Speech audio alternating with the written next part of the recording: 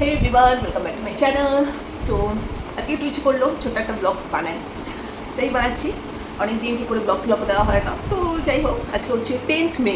হ্যাঁ, তো জানি না ব্লগ তো বানিয়ে রাখি, সেগুলো কবে পোস্ট করবো সেটাই জানি না। ওই যে আবার এডিট করে ছাড়তে হবে, প্রচণ্ড ল্যাগ লাগে সেই কারণে আমি মানে খুব একটা এখন ব্লগ নিই না।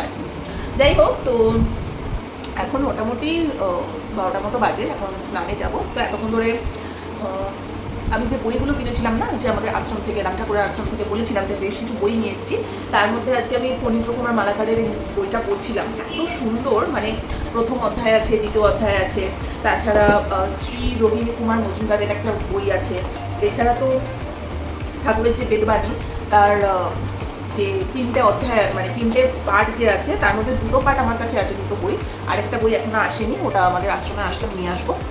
আর তো টুকটাক আমি এতক্ষণ ধরে বসে বসে এগুলোই পড়ছিলাম। আমার খুব ভালো লাগে, এগুলো পড়লে অনেক কিছু জানা যায়, মানে সত্যি গায়ে কাটা দেয় বইগুলো। মানে তোমরা যারা স্পেশালি রাম ঠাকুরে দীক্ষিত, তারা ডেফিনেটলি এই বইগুলো পড়তে পারো, অনেক কিছু জানতে পারবে তোমরা। মানে সাক্ষাৎ এনারা হচ্ছে ডাইরেক্ট ভগবানের থেকে, মানে ঠাকুর যখন জীবিত অবস্থায় ছিলেন সেই সময় তার সান্নিধ্যে থেকে কিছু উপলব্ধি করেছে কীভাবে, কি সেই স্টোরিগুলো এখানে লেখা আছে। তো যাই হোক, ভালো লাগছিলো পড়তে। আর এখন স্নান করবো, শ্যাম্পু করবো আজকে রোববার। আর আজকে বিকেলবেলা একটু ইচ্ছা আছে বেরোনোর। আর আজকে খুব স্পেশাল একটা লাঞ্চ বানানো হয়েছে, বানিয়েছে ভাই। বানিয়েছে সবটাই দেখাবো। অনেকদিন ধরে খাবো ইচ্ছে করছিল, তো ফাইনালি ভাই আজকে বানিয়েছে। কালকে যেহেতু সোমবার, কালকে 11 তারিখ, কালকে আবার একটি দক্ষিণেশ্বর যাওয়ার প্ল্যান আছে। তো অনেক দিন হয়ে গেছে, এই বছর তো দক্ষিণেশ্বরে যাওয়াও হয়নি, সেই লাস্ট ইয়ার কবে গেছি তাও ভুলে গেছি আমি। তো যাই হোক, কালকে দেখা যাবে, কালকে যদি ব্লগ করে দেখবে। আর আজকে ছোট্ট একটা ব্লগ করে নিচ্ছি। সো যাই গিয়ে স্নান করে আসি, আর দুপুরের লাঞ্চটা তোমাদের সাথে শেয়ার করবো। এমনিতে আমিও শুনছিলাম মাঝে মধ্যে টুকটাক এদিক সেদিক বেরোই, মানে মোস্ট অফ দ্য টাইম আমরা স্টার মলে টাইম কাটাই আর কি। কখনো ওর বাড়ি চলে যাই, গিয়ে একটু আড্ডা ফাড্ডা মেরে চলে আসি। আরও তো ব্লগ করা হয় না সত্যি বলতে, সবসময় একটা জিনিস কী দেখবে আর তোমাদেরকে নতুন করে কী দেখাবো। মানে হয়তো মধ্যমগ্রামে একটু টুকটাক খুব এমার্জেন্সি কিছু কেনাকাটার জন্য বেরোলাম, একটু বসে গল্প করলাম, সেগুলো ঠিক আছে। বাট আজকে মনে হলো যে না, আজকে একটু মানে এখানেই থাকবো আমরা। এখানে তোমার একটা উদ্যান, যেটা এখন বিজেপি আসার পরে শিবাজি উদ্যান হয়ে গেছে, সুন্দর একটা পার্ক টাইপের। বারাসাতের ওখানে, চাপাডালির ওখানে তোমরা অনেকেই গেছো আই থিঙ্ক। সো ভাবছিলাম যে একঘেয়ে স্টার মল যাবো না আজকে, তো ওখানে একটু যাবো আর গিয়ে একটু আড্ডা মারবো আর কি, একটু বসবো। আর আমাদের সাথে আমার স্নেহা বলে একটা ফ্রেন্ড আছে, তো ওরও আজকে আসার কথা। তো যাই হোক, জানি না এখন কতদূর কী হবে, বাট প্ল্যান তো করেছি, বেরোবো তো ঠিকই, কিন্তু কী হবে না হবে এখন কিছু জানি না। এখন হয়তো বলে বেরোচ্ছি সিরাজ উদ্যানে যাবো, আবার বাইরে বেরিয়ে হয়তো মনে হবে যে না স্টার মলটাই ঠিক আছে। মানে আমাদের তো কোনো ঠিক থাকে না, মুডের উপর ডিপেন্ড করে। যদি যাওয়া হয় তো নতুন কিছু দেখবে তোমরা, আর না হলে যদি স্টার মলে যায় তাহলে একঘেয়ে যা হবে সেটাই দেখতে পাবে। আমি ওই কারণে এখন আর অত ব্লগ করি না, কারণ যেহেতু সবাই স্টার মলও সব চেনো। আর তো আজকের স্পেশাল সানডেওয়ালা লাঞ্চটা দেখিয়ে দিচ্ছি। ভাই আজকে বাড়িতে এঁচোড় বিরিয়ানি বানিয়েছিল।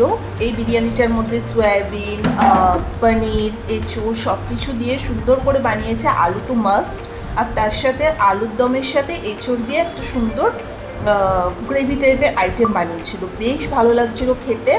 আর এঁচোড় বিরিয়ানি খেলে যারা তোমরা আমিষ খাও তারা বুঝবেই না যে এটা কোনো নিরামিষ আইটেম, এত টেস্টি হয় খেতে। পারলে ডেফিনেটলি বাড়িতে একবার বানিয়ে খেও। আজকে তো আমার লাঞ্চটা জাস্ট জমে গেছিলো। তো যথারীতি লাঞ্চ করে একটু রেস্ট নিয়ে তারপর রেডি হয়ে এখন বেরোবো আমি, স্নেহা, সঞ্চিতা তিনজনে মিলে একটু ঘুরু করতে। তো যারা বারাসাত চাপাডালিতে থাকো তারা তো জানোই যে আগে এই পার্কটার নাম সিরাজ উদ্যান ছিল, এখন বিজেপি আসার পর শিবাজি উদ্যান হয়ে গেছে। তো যাই হোক, এই পার্কে এন্ট্রি ফিস 20 টাকা করে। আর তোমরা যারা বারাসাতে থাকো তারা তো জানো এই পার্কটার ব্যাপারে আলাদা করে বলার কিছু নেই। আর এর আগেও আমরা এখানে অনেকবার এসছি, কারণ হচ্ছে আমরা এখানে পড়তে আসতাম, মানে চাপাডালিতে আমি আর সঞ্চিতা যখন পড়তে আসতাম, আমরা প্রায় 2 বছর আমাদের আমরা এখান থেকেই পড়াশুনো করেছি। মানে এই পার্ক থেকে একটুখানি এগিয়ে হচ্ছে যেখানে আমরা পড়তে যেতাম, সুমনদা ওনার বাড়ি। তো আমি, অয়ন্তিকা, সঞ্চিতা আমরা তিনজনেই আসতাম পড়তে। তো যাই হোক, একদম ওনার বাড়ির পাশেই ছিল এই পার্কটা। তো অনেক বছর পর আবার আমরা এই পার্কটাতে এসছি আজকে। তো কি মনে হলো যে সবসময় তো একঘেয়ে স্টার মলেই যাই বা চৌমাথায় কুচকাচ একটু এদিক সেদিক যাই, তো আজকে একটু বসে কিছুক্ষণ ধরে গল্প করবো। আর দূরে কোথাও যেতেও ইচ্ছা করছিল না, যেহেতু ভীষণ গরম পড়েছে এখন। তো আর কিছুদিন আগে আমি, রিমা, আমরা গিয়ে ইকো পার্ক থেকে ঘুরে এসেছি। তো ভাবলাম ঠিক আছে চলো, আমাদের বারাসাতে কাছাকাছির মধ্যে বেশ সুন্দর একটা পুকুরটাকে টোটালি বাঁধানো, পুকুরটা ঘিরে টোটাল এই এত সুন্দর ডেকোরেশন করা এই পার্কটা। তোমরা যারা আসোনি তাদের জন্য বলে রাখছি, খুবই ভালো লাগবে, তোমরা পারলে একবার এসে ঘুরে যেতে পারো। খুব সুন্দর, মানে নিট অ্যান্ড ক্লিন, এবং এখানে টয় ট্রেন আছে, বোটিং করতে চাইলে সেটা আছে, ছোটোখাটো একটু রাইডসও কিছু দেখলাম। বেশ সুন্দর সাজানো গোছানো সমস্ত কিছুই আছে। তো আমার তো বেশ ভালো লেগেছে, এবং আমরা অনেকক্ষণ বসে আজকে চুটিয়ে আড্ডা মেরেছি, মানে ভিডিও প্লাস ফটো তোলার পাশাপাশি চুটিয়ে বসে আড্ডা মারা এবং পুরো পরিবেশটাকে উপভোগ করা বেশ ভালো লাগছিল। আসলে স্নেহার সাথে অনেক বছর পর অ্যাকচুয়ালি আমাদের দেখা হলো, কারণ আমরা সবাই একসাথে বিএড করতাম, বিএড কোর্সে আমরা সব একসাথেই, আমাদের একটা টিম ছিল। তো এমনি যোগাযোগ আছে ফোনে আমাদের, তো মিডিলে অনেকবার মানে প্ল্যানিংও হয়েছে এখানে সেখানে দেখা করব বা কিছু, সেইভাবে আর হয়ে ওঠেনি। টুকটাক হয়তো রাস্তায় মাঝে মাঝে দেখা হয়ে গেছে, কিন্তু আলাদা করে ঘুরতে যাওয়ার সেরকম কোনো প্ল্যান প্রোগ্রামিং হয়েও হয়নি। এর আগেও বহু পুজোর সময় প্ল্যান হওয়া থেকে শুরু করে অনেকবার এদিক সেদিক অনেকবার আমরা প্ল্যান করেছি, কিন্তু হয়নি। তো ফাইনালি আজকে আসলাম, তো স্নেহাও আসলো একদিন, মানে সবাই একসাথে বসে ভীষণই আনন্দ ফুর্তি মজা করছিলাম, এবং এখানে প্রচণ্ড খিল্লি করেছি আমরা, সেগুলো হয়তো ভিডিওর মাধ্যমে আমি তুলে ধরতে পারিনি। ছোটো ছোটো শর্টস নিয়েছি, সেগুলো যখন ছাড়বো ইনস্টাগ্রাম আর ফেসবুকে তখন তোমরা দেখতে পাবে। যাই হোক, এখন একটু ছোট্ট একটা ক্লিপস দেখে নাও।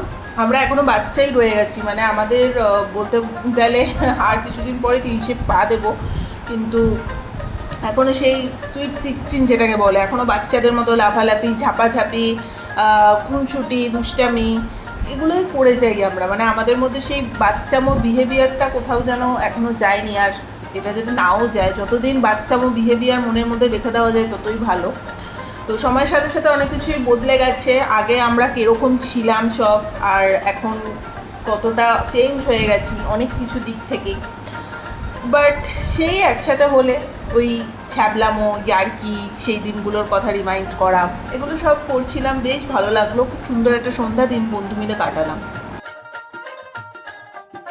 তো বেরিয়ে প্রচণ্ড খিদে পেয়ে গেছে। স্নেহাই সাজেস্ট করলো যে একদম শ্বেতপুকুরে বাস্কিন রবিন্সটা যে আছে তার অপোজিটে এই তে আমো ফুড রেস্টুরেন্টটা, এটা একটা ছোট্টখাট্টো ক্যাফে টাইপের, ভীষণ কোজি এবং ভীষণ সুন্দর সাজানো গোছানো, আর সবথেকে বড় কথা ফুড কোয়ালিটি। সাধারণত আমরা আমাদের মধ্যমগ্রামের এলাকাতে মানে খুব কম এরকম ক্যাফে আছে যেখানে সুন্দর ঠিকঠাক খাবার দাবার পাওয়া যায়। ঠিক আছে, ক্যাফে তো হাজার একখানা খুলে রেখেছে, কিন্তু ফুড কোয়ালিটিটাও ভীষণ ম্যাটার করে। তো অ্যাম্বিয়েন্সের সাথে সাথে ফুড কোয়ালিটিটাও এখানে কিন্তু ভীষণ ভালোভাবে ওরা মেনটেন করেছে।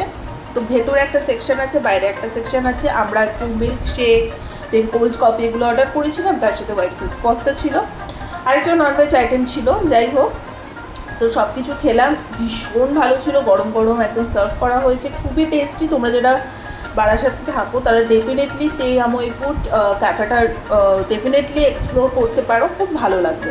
আর ছোটোখাটো কিছু ছবি তুলেছি, সেগুলো তোমাদের সাথে শেয়ার করলাম। প্রচুর ইনফ্যাক্ট ছবি তোলা হয়েছে, যে তো সব হয়তো অ্যাটাচ করতে পারলাম না।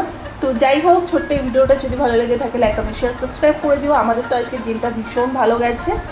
সো কালকে যাবো দক্ষিণেশ্বর, সেই পার্টটা নিয়েও তোমাদের সাথে নেক্সট ভিডিওতে শেয়ার করছি। আজকে আমাদের এখানে টাটা।